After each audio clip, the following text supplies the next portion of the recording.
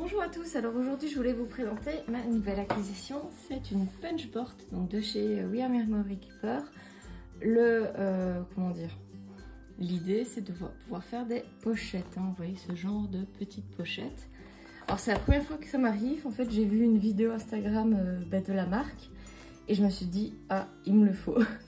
Je suis allée sur Craftelier, malheureusement c'était en rupture de stock et j'ai finalement trouvé sur Amazon, je vous mets le lien en commentaire, pour 22 €. Alors c'est vrai que pour 22 €, on fait plus vite des petits achats, on va dire compulsifs, mais c'est surtout que ça faisait un moment que j'ai un projet en tête qui va sortir prochainement sur la chaîne. Maintenant j'ai tous les éléments qu'il faut et je me disais il va me falloir des enveloppes relativement solides, de telle dimension, je sais pas où je vais les trouver. C'est génial, je vais les faire moi-même. Et avec cette machine, je suis sûre que ça ira beaucoup plus vite. Alors, on va déballer.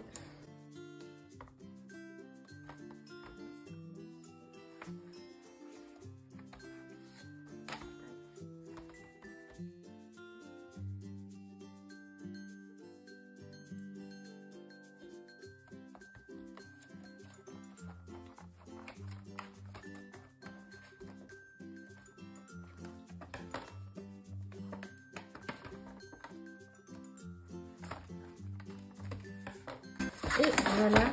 Alors ici à l'arrière, qu'est-ce qu'on me raconte? Fait but de 100 tailles de poche, créer soit en coche ou rabat style de pochette. Bon, la traduction n'était pas géniale. Conserver le tableau des dimensions instructions dans l'outil. Donc ça c'est bien, a priori il y a un rangement, c'est pas qu'on doit le mettre à côté de l'outil qu'on va le perdre. Comprend une lame, un couteau à rainure et poisson d'entaille. Alors ici j'ai un petit carton qui est à jeter. J'ai mon outil et voilà le fameux manuel. Bon, le conserver dans l'outil, je suis pas sûre, il était scotché. Est-ce que c'est une mauvaise traduction de l'anglais? Non, ils disent into. Maintenant, bon. Alors, on a un mode d'emploi qui nous explique comment faire donc des pochettes ici avec un petit rabat style enveloppe et comment faire des petites pochettes sans rabat, donc vous voyez, pour glisser par exemple une carte. Ça peut être très sympa dans des albums ou pour offrir. Alors voilà, ok, j'ai compris, c'est ça qu'on va garder dans l'outil qui est lui-même stocké dans une petite pochette, hein. Et là on a le guide de détail. Et donc moi j'ai déjà une punchboard pour faire des enveloppes plus classiques, donc pas vraiment des pochettes. Et c'est vrai qu'on a ici en fait la taille de la pochette, étiquette guide, rabat de taille de papier, entaille de papier. Donc en fait on vous dit voilà quelle taille de papier, comment mettre l'outil pour s'en sortir. Toutes les tailles sont donc ici en inch et là en centimètres. Alors pour ce genre de choses, souvent c'est plus facile de travailler en inch si vous avez des outils en inch. Pourquoi? Parce que vous voyez les inch, je pense, sont les inch qu'on va retrouver sur les outils.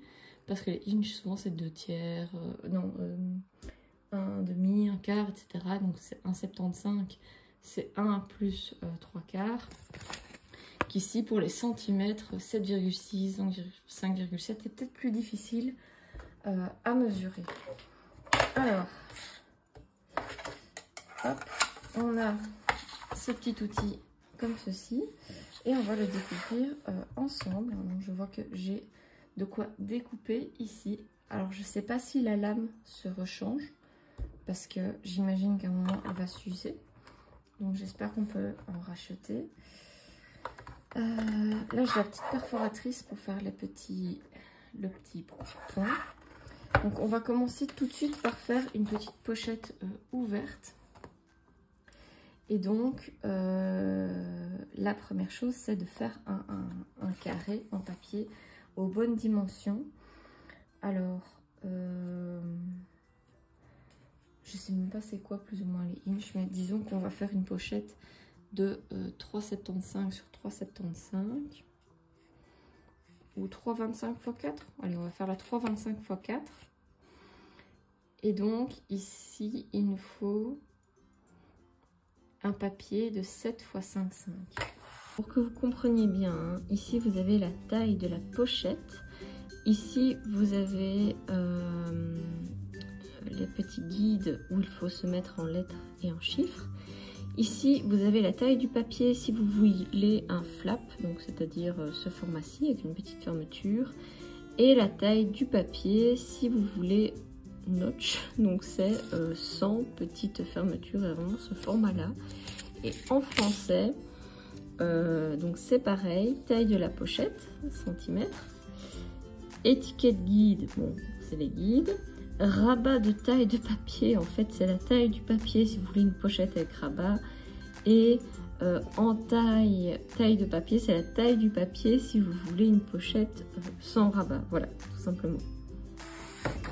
Je vais prendre, hop, ceci. Alors je vais prendre 7 du... Oh là là, attention.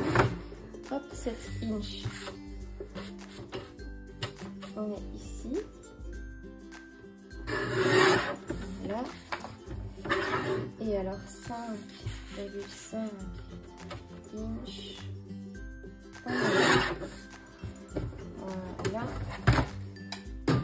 Pour le test, j'ai pris un papier un petit peu épais, mais pas énorme. Je me suis dit. Parfois je me rate un peu quand même sur les premiers. Ah zut, c'est les papiers collants. Voilà.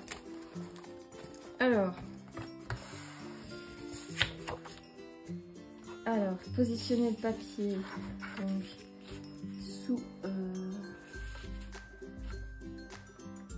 Ah oui, mais je pense qu'il faut positionner ces petites choses là. Donc, vous voyez là, j'ai des lettres A, B, C, D, E, F, et là j'ai des chiffres.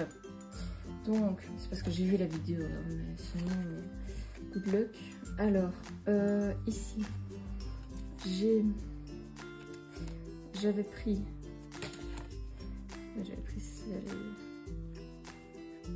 J'avais pris 7 x 5,5. Hein.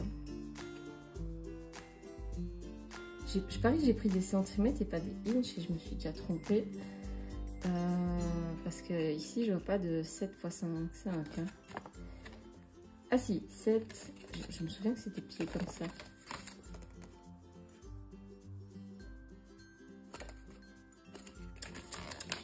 Ça commence bien, ça commence bien. 7.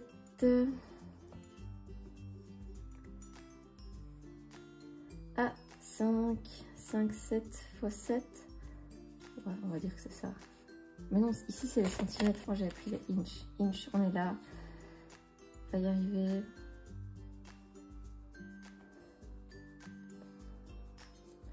Je retrouve pas ce que j'avais fait. Je vais rechercher. Hein. On va reprendre celui-là. 2,75 x 4. Je recoupe. Je vais prendre quelque chose de plus grand. Ah non, ça c'est la pocket size, pardon. Et le papier, 7 x 5,5. Pardon, c'est ça. 7 x 5,5, parfait. Et là, on est en D2. Ok.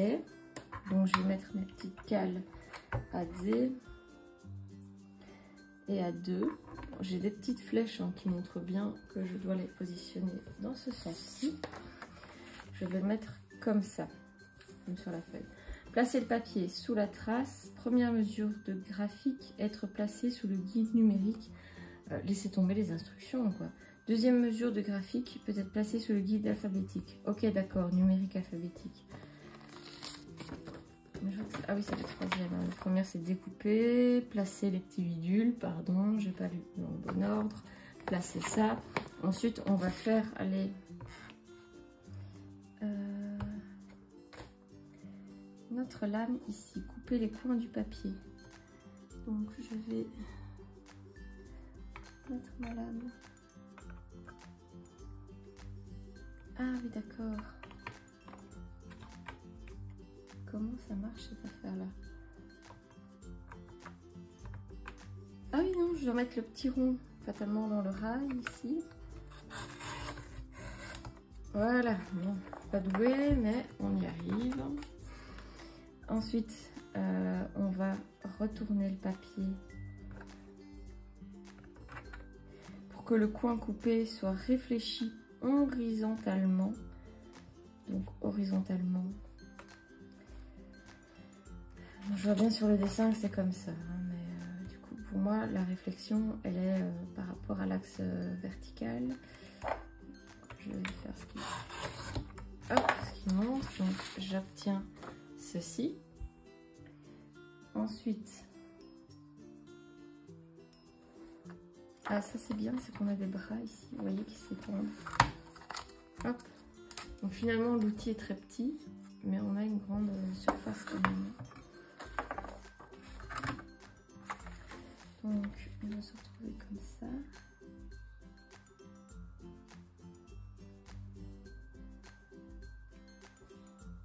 Plier le papier, coller le fourbe. Ah oui, ok, donc du coup, on va soulever ça. On va prendre notre plioir. Hop, on va plier. On va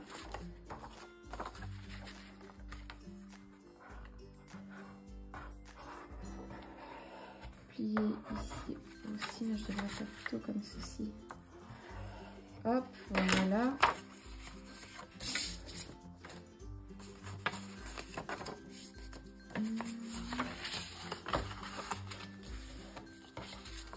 Voilà, je replie ici les deux rabats.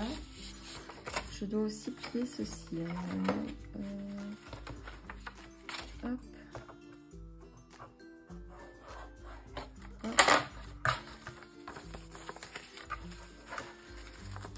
Voilà, donc je vais mettre un petit point de colle. Hop, malheureusement, je n'ai plus de colle en dedans pour le moment. Hop, je recommande et pareil ici, voilà. Donc le fait que ce soit un papier pas hyper cartonné, il doit expliquer, j'imagine, le petit défaut que j'ai là. Mais normalement, je devrais pouvoir ici. Alors, j'étais sur D2. Du coup, je vois que D, je dois me placer ici. Pour être bien, j'imagine, au centre. Et voilà. Et donc, j'ai une petite pochette super mignonne. Bon, vous conviendrez qu'en blanc, c'est pas génial. Mais j'ai une petite pochette où je vais pouvoir glisser des petites cartes, des petites photos, des petits objets. Et c'était... bon, là, c'était ma première fois, mais il faut imaginer. Normalement, ça va beaucoup plus vite et c'est certainement beaucoup plus simple à faire. Alors moi, ce qui m'intéresse, c'est que j'aimerais bien pouvoir faire des pochettes à rabat pour pouvoir en fait y ranger des graines de plantes en fait. Et donc avec le rabat, je suis un peu plus sûre que ça va pas partir dans tous les sens. Je vais reprendre parce que ici, ça montre quand même qu'on marche pour toutes les sortes de pochettes. Je vais donc refaire mon carré de 7, je vais faire 7 x 5, ouais, 7 x 5 inches.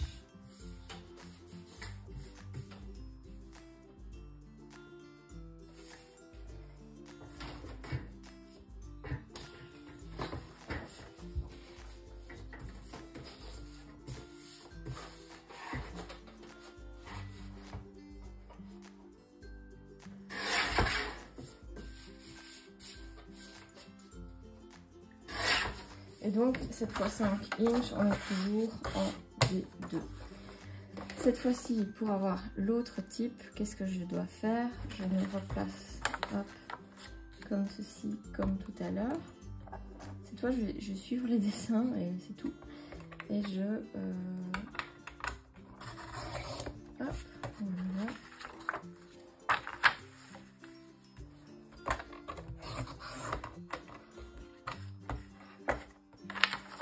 Alors, je vois que ça se fait des deux côtés.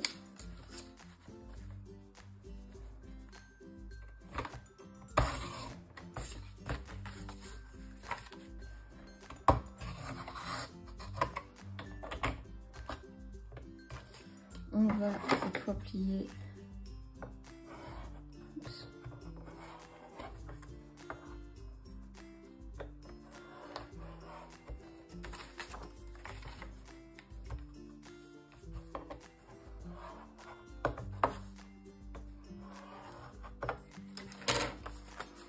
Voilà.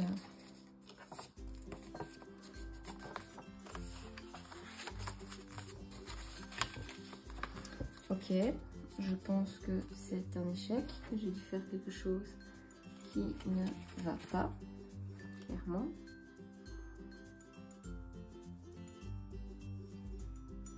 Ah si, je suis bête. Là j'ai ma pochette et là j'ai mon rabat.